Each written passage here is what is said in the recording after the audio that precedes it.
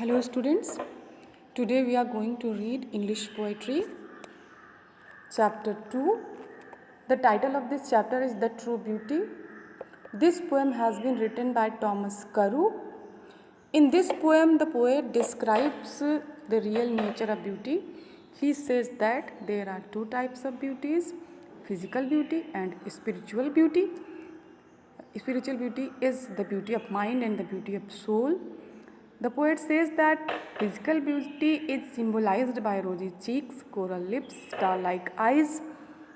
All these things decrease with passage of time. As a result, the lover's feelings for his beloved also cool down. But on the other hand, the love that is based on spiritual beauty, that is based on gentleness and purity of mind and soul, it is everlasting. It goes on inspiring the lover forever with eagerness and power. Let's pay attention to the lines of the poem. The poet says, "He that loves a rosy cheek or a coral lips admires."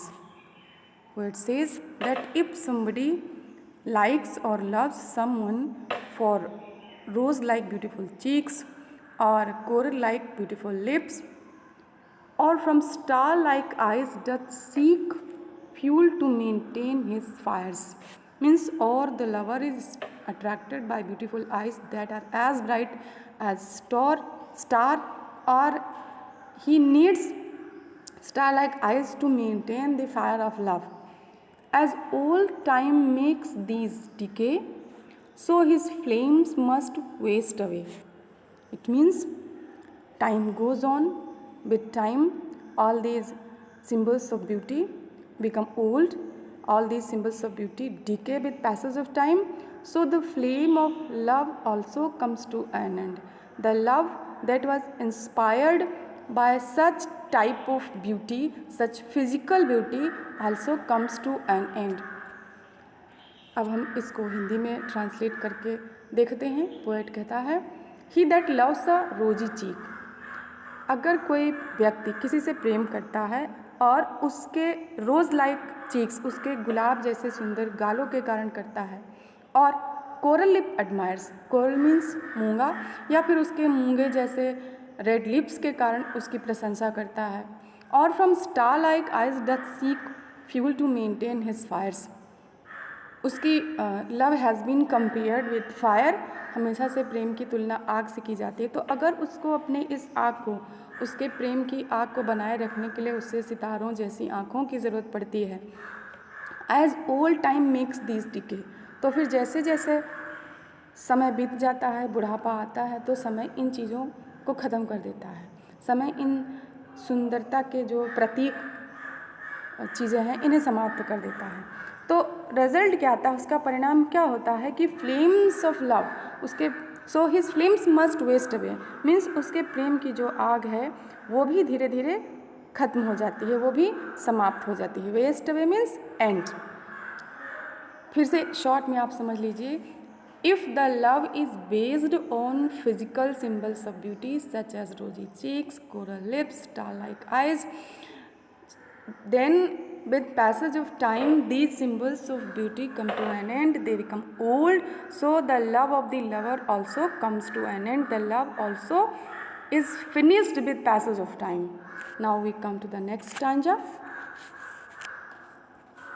The poet says, but a smooth and steadfast mind, gentle thoughts and calm desires, hearts with equal love combined, kindle never dying fires. कवि कहता है, if love is based on mental beauties, mental beauty is symbolized by smooth mind. अगर किसी का smooth means constant, हमेशा एक सा रहने वाला माइंड है. State fast means also firm, दृढ़. तो अगर जो प्रेम है वो आधारित है, बेस्ड है स्पिरिचुअल ब्यूटी पर, मेंटल ब्यूटी पर, that is symbolized by constant thoughts, firm thoughts, gentle thoughts means good thoughts, soft thoughts and calm desires, और जो इच्छाएं हैं वो शांत हैं. यदि किसी का जो प्रेम है वो उसके अच्छे विचारों, अच्छे कार्यों, अच्छी सोच, अच्छे मस्तिष्क पर आधारित है, उसकी शांत इच्छाओं पर आधारित है। वहाँ बहुत कुछ पा लेने की, बहुत कुछ बना लेने की कोई इच्छा नहीं है, चीज़ें शांत हैं। And the both lovers have equal love for each other, और दोनों जो लोग एक दूसरे को प्रेम करते हैं, दोनों के मन में, दोनों के हृदय में equal love for each other, दोनों के लिए बराबर प्रेम है। तो ऐसा होता है कि a love that is generated is never ending, the love that comes out is never ending, is ever lasting, is permanent. ऐसे में जो प्रेम उत्पन्न होता है वो स्थायी होता है और वो हमेशा रहता है। Further the poet says, where these are not I despise lovely cheeks और लिप्स और आइज़। पोएट कहता है जहाँ पर ये चीज़ें नहीं हैं तो वहाँ पर अगर किसी के चीक्स आर ब्यूटीफुल और लिप्स आर ब्यूटीफुल और eyes are beautiful, I hate these things. अगर मेंटल ब्यूटी नहीं है तो कभी जो फिजिकल ब्यूटी है, जो शारीरिक सुंदरता है, उससे नफरत करता है। वो कहता है if mental beauties are absent, physical beauties are also useless, and I hate physical beauties without mental beauties. Students, when you are watching this video, please keep your book before you and try to understand it line by line. I hope you will not have any problem in understanding this poem. Thank you for watching.